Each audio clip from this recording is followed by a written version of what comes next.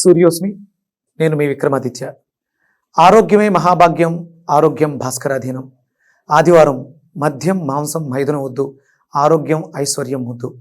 మీరు ఆచరించండి, 10 మందిని ఆచరింపచేయండి. ఆచరించండి, ఆరోగ్యవంతులుగా ఉండండి. ఆచరించండి, ఐశ్వర్యవంతులు కండి. ఆచరించండి, ఆనందంగా జీవించండి. సూర్యోస్మి. నమస్తే, నేను మీ కుప్ప పద్మిని. ఇన్నాళ్ళు మీ సపోర్ట్ ని నాకు అందిస్తూ, మీ ప్రేమని నాకు అందిస్తున్న ప్రతి ఒక్కరికి కృతజ్ఞతలు. ఇప్పుడు చూడబోతున్న ఈ వీడియో కూడా ఖచ్చితంగా మీకు ఉపయోగపడుతుంది. లైక్, షేర్ అండ్ సబ్స్క్రైబ్ చేసి మీ ఇష్టాన్ని అలాగే మీ సపోర్ట్ ని నాకు అందించండి. అలాగే ఈ వీడియో పట్ల మీ అభిప్రాయాన్ని కమెంట్ సెక్షన్ లో కమెంట్ చేసి నాకు తెలియజేయండి. నమస్తే. Welcome to our channel. నేను పద్మిని. ప్రస్తుతంతో పాటు ప్రముఖ ఆధ్యాత్మికవేత్త, సూర్య ఉపాసకులు, Sun Spiritual Society founder Vikramaditya garu మనతో పాటు ఉన్నారు. మాట్లాడదాం. సార్ నమస్తే. సార్ ఒక ఆధ్యాత్మికవేత్త మీరు, అలాగే ఒక వెజిటబుల్ థెరపిస్ట్ కూడా, రెండు డ్యూయల్ రోల్స్ ని ప్లే చేస్తుంటారు. మీకు వచ్చే కాల్స్ మాక్సిమం ఏమొస్తాయి? దైవానుగ్రహం ఎలా పొందాలనే కాల్స్ ఎక్కువ వస్తాయా? ఆరోగ్యాన్ని పెంపొందించుకోవటం ఎట్లాగానే కాల్స్ ఎక్కువ వస్తాయా? హెల్త్ మీద ఎక్కువ వస్తాయి. హెల్త్ ఎక్కువ వస్తాయి. అండ్ దాని సక్సెస్ రేట్ నెక్స్ట్ లెవెల్ కదా. అల్టిమేట్ స్టాండర్డ్ అంటే సనాతనం అని చెప్పుకోవచ్చు, ధర్మం అని చెప్పొచ్చు, వేదం అని చెప్పొచ్చు. ఎందుకంటే ఇవి మన జీవన విధానంలో ఉన్నాయి. మనం కొత్తగా బయట నుంచి ఏదో ప్రాసెస్ చేసి ఏమీ ప్రాసెస్ చేయక్కర్లేకుండా ఉన్నది ఉన్నట్టు తీసేసుకుంటూ ఈజీ. ప్రకృతిలో సకల జగత్తులు ఒక్క మనిషి తప్ప ఏ జీవి ప్రాసెస్ చేస్తుంది? మనమే ప్రాసెస్ మీద దృష్టి పెట్టి దీంట్లో ప్రోటీన్ ఎంత ఉంది, కార్బోహైడ్రేట్స్ ఎంత ఉంది, ఫ్యాట్స్ ఇవన్నీ ఆలోచిస్తాం. ఏ జీవి ఆలోచించదు అసలు. యాక్చువల్గా అయితే దానికి ఆలోచించకపోయినా అది దాని సుఖంగా హాయిగా బానే ఉంది. ఆలోచించడం వల్ల దాంట్లో మెలకువలు ఎక్కువ తెలుసుకోవడం వల్ల ఇబ్బందులు మనకే ఎక్కువ వస్తాయి. చదువు ఎక్కువ అయితే కాకరకాయ కీకరకాయ అన్నట్టు. రైట్. ఇప్పుడు ఇలా అనడానికి గల కారణము, అవి ఏమీ తెలుసుకోకుండా చాలా చక్కగా ఆరోగ్యవంతంగానే ఉంటున్నాయి. అన్ని తెలుసుకుని మనం క్యాన్సర్ లాంటి భయానకమైనటువంటి రోగంతో ఇబ్బంది పడుతున్నాం. అదే క్యాన్సర్స్, రకరకాల క్యాన్సర్స్ అసలు ఎట్లా బలిగొంటుందో మనం నోట్తో చెప్పలేము అది కదా. చాలా ఇబ్బంది పెడుతున్నటువంటి అంశం క్యాన్సర్.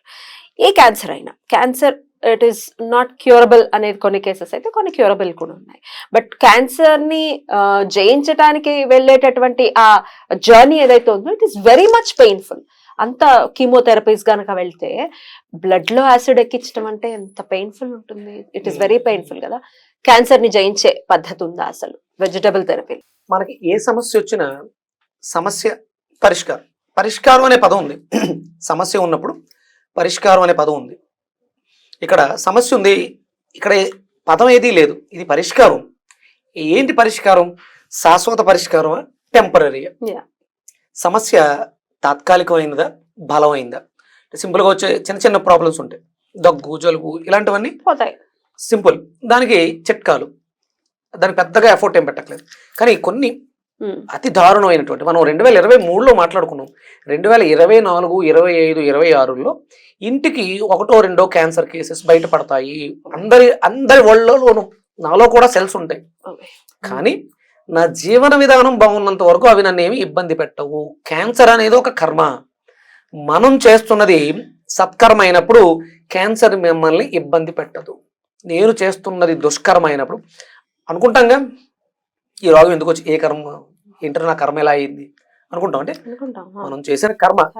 అయితే కొంతమంది అంటారు, ఏమంటే మాకు ఎటువంటి బ్యాడ్ హ్యాబిట్స్ లేవు, పొద్దున్న లేస్తే దేవతారాధన చేస్తూ ఉంటారు మా వారు, ఆయనకి ఎందుకు వచ్చిందండి క్యాన్సర్?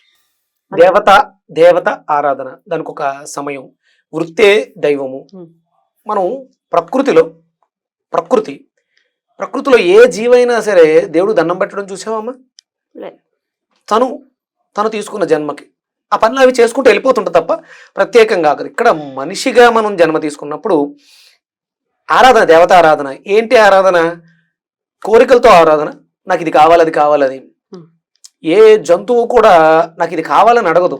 దానికి తగ్గట్టుగా, అంటే ఇప్పుడు అది కూడా మనం చేసుకున్న కర్మకి ఈ ఇన్కార్నేషన్, ఈ బాడీని విడిచిపెట్టి ఒక కుక్కగా జన్మ తీసుకుంటాను. దాన్ని తక్కువ టైం పీరియడ్, ఎంత బ్రీతింగ్స్ మీద ఆడితే 27-30 years అంతే. అంటే నేను చేసిన కర్మకి ఆరోపాన్ని తీసుకున్నాను. అది నేనే మళ్ళీ. అది ఇక్కడ విచక్షణ ఉంది, జ్ఞానం ఉంది, చెయ్యకూడని పనులు చేయడం ద్వారా ఇక్కడికి వెళ్ళాను. ఇక్కడ వేరే దారి లేదు, ఆలోచన లేదు. ఆ 30 ఏళ్ళు లేకపోతే ఆ భగవంతుడు ఏ యాక్సిడెంట్ ద్వారానో ప్రకృతి వైపరీత్యాల ద్వారానో ప్రాణాన్ని విడిచిపెట్టాలి తప్ప సూసైడ్ చేసుకుందాం, ఎవరినైనా ఈ ఉండవు. అదే ఇప్పుడు ఇక్కడ కూడా వాటికి వాళ్ళ నేచర్ని విడిచి మన ఇళ్లలో పెట్టే ఫుడ్ వల్ల అవి కరుస్తాయి. అవి తినే పదార్థం మీద ఆధారపడి ఉంటుంది. ఇక్కడ ఆ జీవిగా జన్మ తీసుకున్నప్పుడు దాన్ని కూడా మనం పాడు చేస్తున్నాం. కానీ అది స్వతహాగా నేచర్ని పాడు చేయదు. నేచర్లో అది ఉండదు, అది నేచర్ అనుసరిస్తుంది. మనం ఇక్కడ నేచర్కి విరుద్ధంగా ప్రవర్తిస్తున్నాం. నీ భర్త ప్రతిరోజు పూజలు చేస్తాడు, ప్రతిరోజు ఇవన్నీ, అంటే ఎక్కడో ఒక కర్మ జరిగింది, అది సమయపాలన లేకపోవడం, పూజల మీద ఎక్కువ దృష్టి పెట్టేయటం. దేహం ఇచ్చాడు, దేహమే దేవాలయం, లోపల ఉన్నటువంటి జీవుడే దేవుడు అన్నప్పుడు ఆయనకి ఏ సమయానికి ఏమి ఇవ్వాలి, అది ఇవ్వకుండా ఇప్పుడున్నారమ్మా. కార్తీక మాసంలో స్వాములు విపరీతంగా భజనలు చేస్తారు, సాయంత్రం పడి పూజ అని చేస్తారు. నేను చాలా మందికి చెప్పా, అర్ధరాత్రి 11:30-12 గంటలకి మనం చేసాం, మన ఎపిసోడ్ కూడా చేసాం. అప్పుడు వడి చేస్తారు, విపరీతమైనటువంటి అల్ప ఆహారం విపరీతంగా పెట్టేస్తారు. ఆ అల్పంగా ఉండాలి కదా, వాడికి ఒక గ్లాసుడు పాలు తాగేస్తే వాడు రేపు పొద్దున చాలా హ్యాపీగా ఉంటాడు. ఇక్కడ మనం పెట్టేటువంటి వడలు, పూరీలు, ఉప్మాలు ఇవన్నీ తినేస్తే వాడికి ఏమవుతుంది, డైజెషన్ అవుతుంది. మరి మీరు విపరీతంగా భగవంతు ఆరాధన చేశారు, మరి ఎందుకు సమస్య వచ్చింది? అయ్యప్ప స్వామి రక్షించలేదు, నెపం అంతా మళ్ళీ ఆయన మీద వేస్తా మనో ఇబ్బంది జరుగుతుంది. అంటే మనం ఇక్కడ ఆహారపు అలవాట్లు, ఈ ఎసిడిక్ నేచర్, ఈ గ్యాస్ట్రిక్, ఇవి మనకి క్యాన్సర్ కారకాలు అవుతున్నాయి. ఇప్పుడు గ్యాస్ట్రిక్కే కదా అని అశ్రద్ధ చేస్తే రేపొద్దు క్యాన్సర్ అవుతుంది. గ్యాస్ కూడా క్యాన్సర్ పరిణితి చెందుతుంది.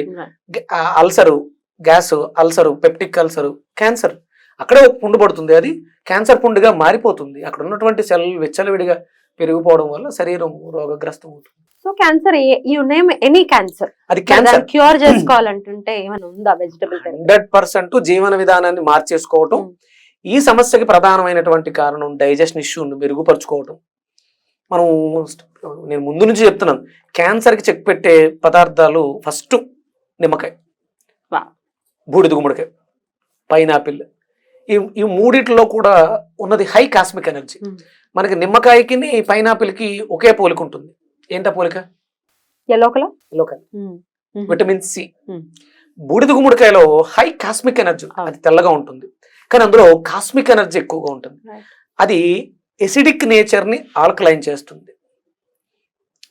నిమ్మకాయ తొక్కలో ఆ ఉన్నటువంటి ఎల్లో కలర్ కణజాలాన్ని, అంటే నేను ప్రాణిక్ హీలింగ్ పరిభాషలో మాట్లాడితే, ఎక్కడైనా ఒక సెల్ డ్యామేజ్ అయితే పునరుత్పత్తి వ్యవస్థని మెరుగుపరుస్తుంది. అది పాజిటివ్ సెల్ని వృద్ధి చెందుతుంది, నెగిటివ్ కాదు.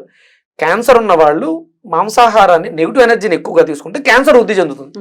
వీళ్ళు ఏం చేస్తుంటారు, కీమో చేసి మళ్ళీ తినేస్తుంటారు. కీమో చేయటం అంటే ఏంటి, సెల్స్ ని డెడ్ చేయటం. అది పాజిటివ్ సెల్స్ డెడ్ అవుతాయి, నెగిటివ్ సెల్స్, క్యాన్సర్ సెల్స్, మంచి కణాలు కూడా డెడ్ అవుతాయి. దీన్ని మళ్ళీ బాడీని బిల్డ్ చేసుకోవడం కోసం త్వరగా రావాలంటే మళ్ళీ ప్రోటీన్, మాంసకృతులు ఎక్కువ ఇచ్చేస్తారు, మళ్ళీ బాడీ బిల్డ్ అవుతుంది, మళ్ళీ బాడీతో పాటు ఇవి కూడా బిల్డ్ అవుతాయి. ఇక్కడ అలా అవసరం లేకుండా కేవలం నెగిటివ్ని, కేవలం క్యాన్సర్ సెల్స్ ని చంపడానికి ఉపయోగపడేది హై కాస్మిక్ ఎనర్జీ. అవి సర్వైవల్ అవడానికి కావాల్సింది వాటికి ఫ్యాట్స్, ప్రోటీన్స్, కార్బోహైడ్రేట్స్, సెల్స్ వృద్ధి చెందడానికి. కానీ పాజిటివ్ సెల్స్ ఓన్లీ ఎనర్జీ మీద మాత్రమే ఆధారపడి ఉంటాయి. ఎనర్జీ, కాస్మిక్ ఎనర్జీ, శక్తి. నిమ్మకాయలో హై కాస్మిక్ ఎనర్జీ, హై శక్తి ఉంది. అందులో నెగిటివ్ కావాల్సిన ఎలిమెంట్స్ ఏమీ లేవు. అందుకని నిమ్మకాయని తొక్కతో సహా తీసుకోవడం ద్వారా మన శరీరంలో బాగున్న సెల్స్ వృద్ధి చెందుతాయి, పునరుత్పత్తి, గుడ్ పాజిటివ్ ఎనర్జీ వృద్ధి చెందుతుంది. రెగ్యులర్ గా ఒక 2 నిమ్మకాయలు చిన్న అల్లం ముక్క వేసుకుని మెత్తగా గ్రైండ్ చేసుకుని ఉదయం, మధ్యాహ్నం, సాయంత్రం 3 పూట్ల, అది ఏ స్టేజ్లో ఉన్నా. నా దగ్గర ఒక కేసు వచ్చింది, అంటే నేను సాధారణంగా టెస్టిమోనియల్స్ అవి పెట్టను, వాటి గురించి మాట్లాడను, ఎందుకంటే ఇది జనాల అవేర్నెస్ కోసం. ఆయనకి థ్రోట్ క్యాన్సర్ క్లోజ్ అయిపోయింది, ఫుడ్ పైప్ ద్వారా వెళ్తుంది తప్ప నోట్లో వెళ్ళట్లా. బ్రతకాలి, తీసుకెళ్ళిపోండి, బ్రతికినంత కాలం పైప్తో ఫుడ్ పెట్టండి, ఉంటుంది అంతే. ఇది క్లోజ్ అయిపోయింది, ఇది ఓపెన్ చేయడం ఎవరి వల్ల కాదు.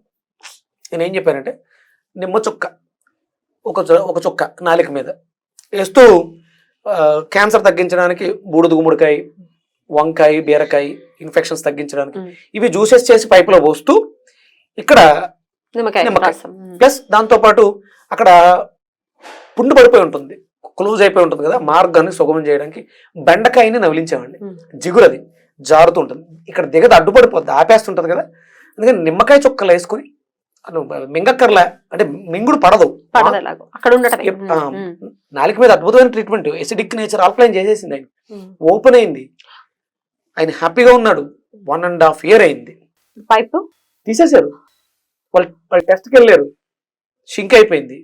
అంటే నేను ప్రూఫ్ కోసం అయినా చూపించాలి తప్ప నాకు అది అవసరం లేదు, ఇది జరిగింది.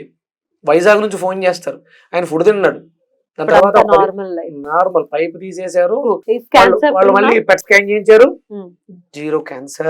Cancer free. బా అమేజింగ్. నా దగ్గర పోయిన సంవత్సరం ఇదే రోజుల్లో ఒక రీసెర్చ్ చేశాను. CA 125 more than 5,236 daily food ఆపేసి బీరకాయ, వంకాయ, తమలపాకులు, బెండకాయ, సోకుడు బెండకాయ వాటరు, అరటికాయ జ్యూస్ ఇవి ఇచ్చే రోజుకు 300 తగ్గేవి సెల్స్. 10 days 3,000 నార్మల్ అయింది. 15 days పూర్తిగా క్యూర్ అయిపోయింది. CA 125 నార్మల్ రేంజ్కి వచ్చింది. తర్వాత ఆ ట్యూమర్ ఏదైతే ఉందో దాన్ని రిమూవ్ చేయించి టెస్ట్కి పంపించాం, cancer free tumour. CA 125 more than 5,000. Amazing sir, congratulations. ఇప్పుడు అంటే దానికి ఆ పవర్ ఉంది. పవర్ ఉంది, కాయగూరలకు ఆ శక్తి ఉంది. రైట్. మనం కీమోలు చేయించడం వల్ల శరీరం వీక్ అయిపోతుంది.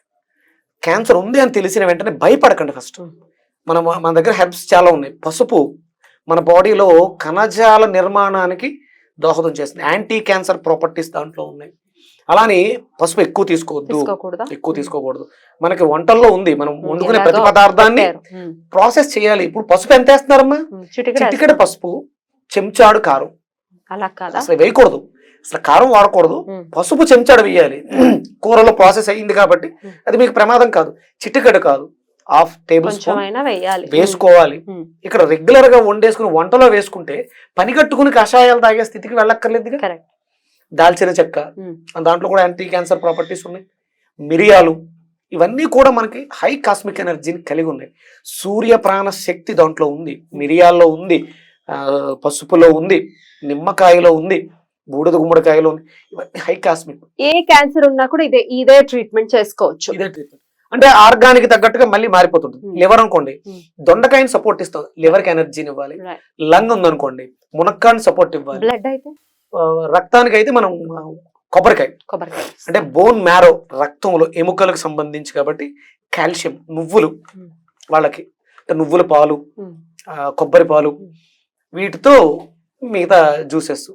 దాన్ని బట్టి మెయిన్ ప్రధాన ఇంగ్రీడియంట్ క్యాన్సర్ మన టార్గెట్.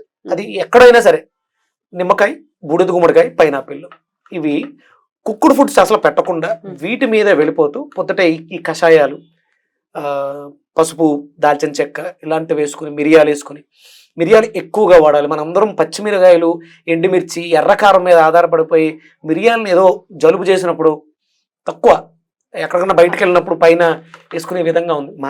మారితే లైఫ్ స్టైల్ మారితే ఏ క్యాన్సర్ ఏ స్టేజ్ లో ఉన్నా సరే నార్మల్. నా దగ్గర రిపోర్ట్స్ తో సహా ఉన్నాయి.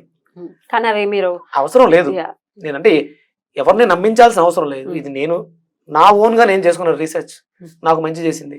మీ అందరికి మంచి చేయాలని నన్ను నమ్మండి, రైతుని నమ్మండి. రైతులకు చేతులు జోడించి వేడుకుంటున్నాను, మంచి కూరగాయలు పండించండి, మీరే అద్భుతమైనటువంటి డాక్టర్స్. బ్యూటిఫుల్ సార్, చాలా అద్భుతంగా వివరించారు. అయితే ఆర్గాన్ కి ఇట్లా డిఫర్ అని చెప్తున్నారు కాబట్టి డెఫినెట్ గా బ్యూటిఫుల్ సర్వీస్. సో డెఫినెట్ గా ఈ గుడ్ డీడ్స్ డెఫినెట్ గా మనల్ని కాపాడతాయి, అందులో ఎటువంటి సందేహం లేదు. దీనికి మీరేమి చార్జ్ చేయటాలు జనరల్ గా ఏది ఉండదు, నాకు తెలుసు. అద్భుతం sir, thank you so very much. నమస్తే.